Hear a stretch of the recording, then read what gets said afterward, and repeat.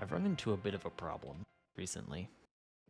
I have stumbled into what I am calling builder's block, similar to writer's block, but for Minecraft. And that has been a unique challenge for me because it's the first time in this series that I've run into a situation like that. And it was a little frustrating because I have wanted to play Minecraft and like build things, but I haven't been able to like come up with something that met like my expectations. And that made me start striving for perfection in what I wanted to do. And that took a lot of the fun out of Minecraft for a little bit because I was really caught up in trying to make the a cool thing or like the best thing instead of just like having fun playing the game, because at the end of the day this is just a video game, right? It's a video game that I enjoy playing and I would like to continue to enjoy playing it. And I've been just getting in my own way a lot, which hasn't been very fun. And I was just really stuck for a long time. And that was when I came across a piece of advice that went something along the lines of, when you don't know what to do, start with the stupid and then fix it. So that's kind of what I did. I spent a long time trying to make another thing and like another house or another building of some sort. And I was just really, really stuck. I was going back and forth between like, do I want to make a blacksmith house? Do I want to make like an upgraded wooden house, a villager house kind of thing? None of those ideas were really sticking with me, and I was getting really frustrated with myself because the build wasn't coming together. So that's when I was like, I'm not having fun with this anymore. So like, let's have fun, because this is what Minecraft is about. It's about having fun. What do I want to build? I want to build a clock tower.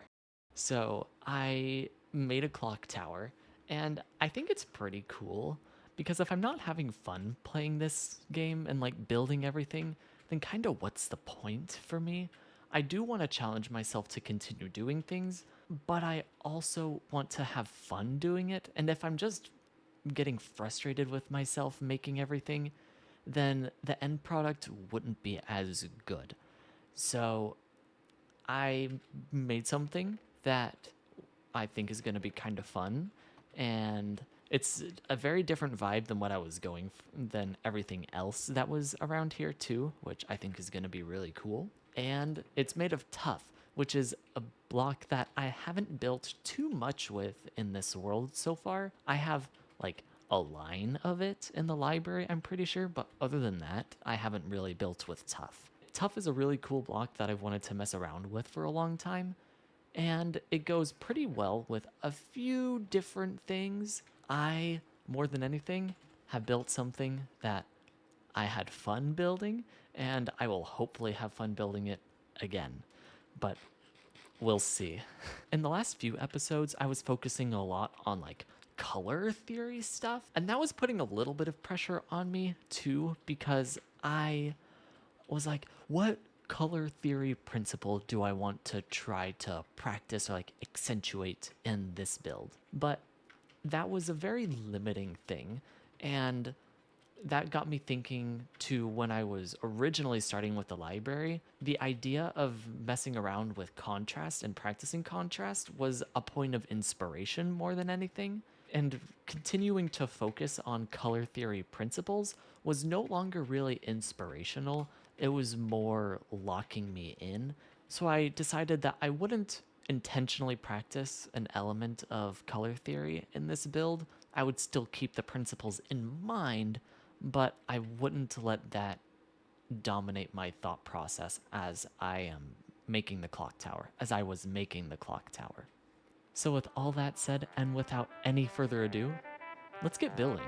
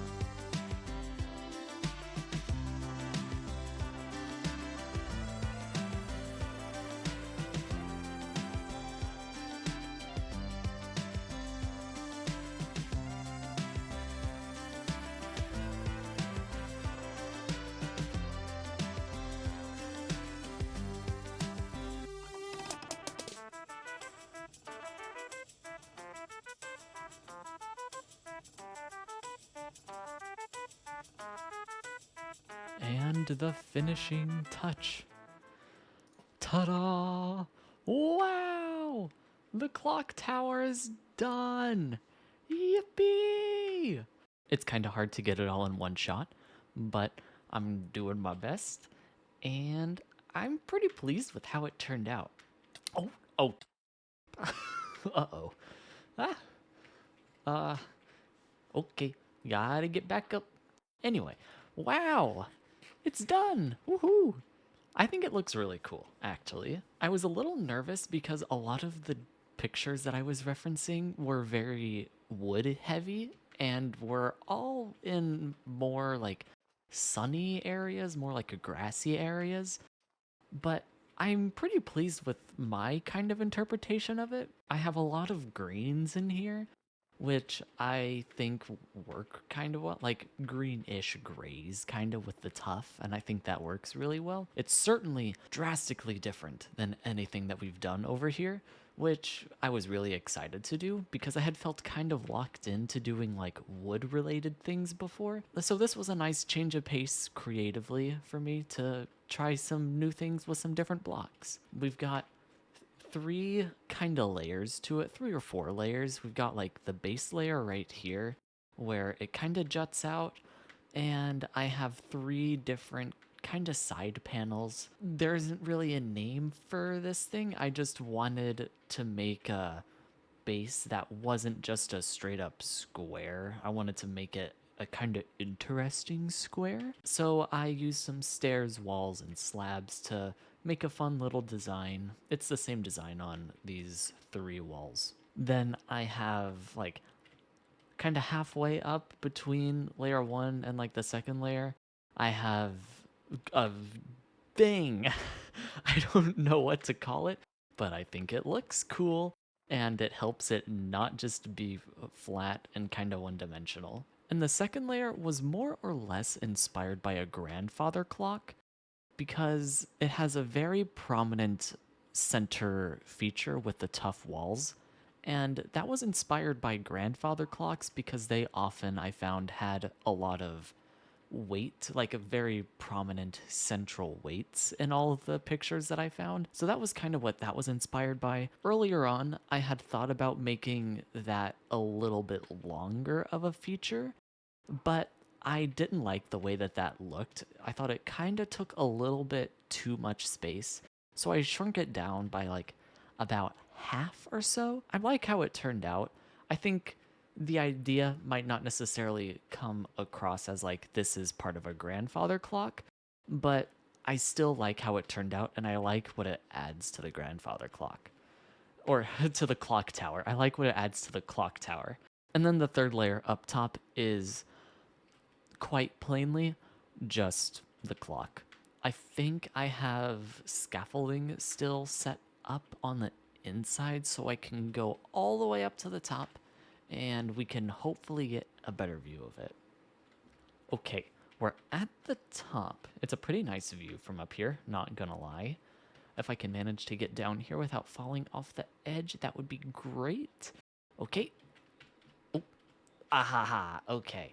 I unfortunately forgot to bring extra blocks with me, but this is the clock face. It's the same clock face on all 4 sides. I didn't really think about how I was going to get back down, actually. Oh, I have ender pearls. Haha. Yes, I did. All part of the plan. This is just smooth quartz, trapdoors, stairs, and block, dark oak block. And I didn't want to do anything super fancy with it because the clock face is simply part of the clock tower. I didn't want anything in the clock tower to really detract from any part of the whole. And I think I did that pretty well. I was struggling a little bit with how to get lighting in here, so I put some walls right in between the second and the third layer, and then I put some glowstone behind those walls. So that's a little bit of lighting, but it's still a little dark. I'm gonna try to mess around with it a little bit more, I think. Sleep. I really liked messing around with the tuff blocks because there are quite a few different tuff blocks. Like there's the chiseled, the stone bricks, the polished, and they all have very different textures. And they also they share similarities with a lot of other blocks. Like if we lay them down right here, we can see that tuff shares very similar textures and colors with stone and the cobblestones because they are vaguely gray and green, but they're just different enough. And when you put them together in different patterns and different orientations, they create really interesting looking buildings. And I thought that was really cool.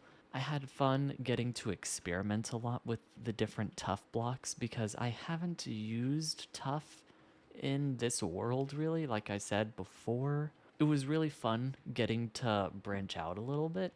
And while it might not be like the coolest clock tower ever, I had fun making it, and that's kind of the most important thing for me is making a fun thing that I can be proud of. And I'm proud of this clock tower, and it was really fun to make. And this build posed some unique challenges because it was so vertical that I was having a really hard time getting around because the way that I built it is I built the center structure first and then I went around and did a lot of the details that were higher up. And that was a challenge because I've never done something as vertical as this was. I've done a lot of like longer horizontal things, but this was pretty much straight up and down.